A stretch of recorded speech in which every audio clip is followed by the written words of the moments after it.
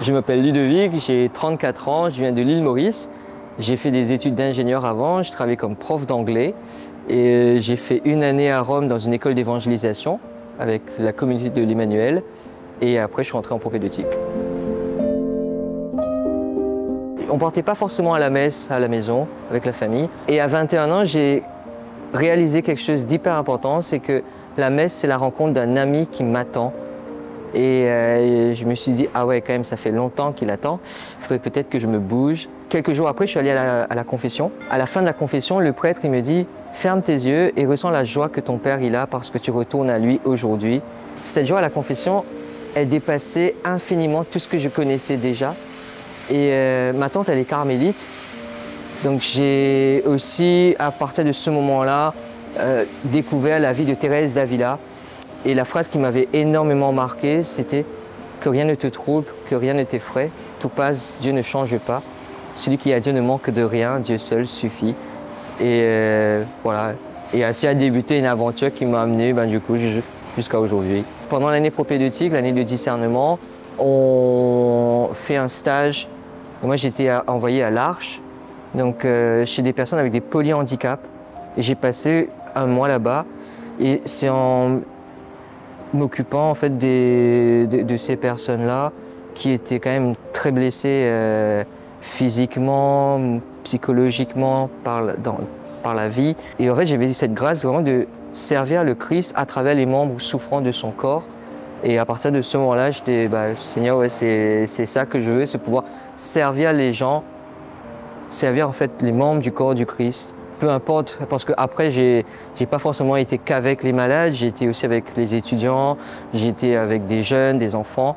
Mais voilà, c'est vraiment comment faire grandir le corps du Christ. Moi, si j'aimerais en fait colorer un peu voilà, mon ministère, c'est vraiment de faire découvrir la Bible aux gens, de découvrir comment est-ce que Dieu vient les rejoindre dans leur histoire. Donc ma phrase d'ordination, c'est le psaume 32, verset 11.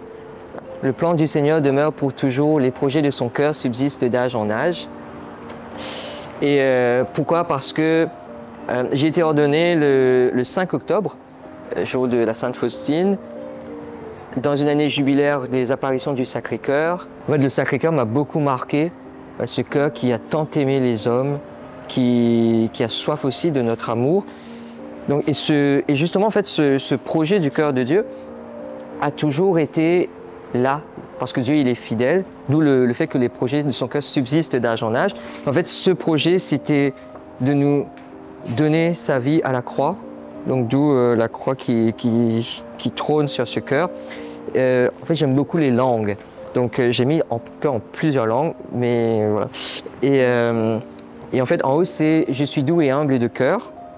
Et meek and lowly in heart, parce que justement à la croix Dieu montre ce cœur en fait qui est si doux pour nous, et ce cœur à la croix il est transpercé par la lance, et donc il y a le sang et l'eau, mais il y a aussi en fait, alors c'est de l'hébreu et du grec, parce que pour moi en fait ce cœur se révèle pleinement dans l'Ancien et le Nouveau Testament, donc dans la Bible.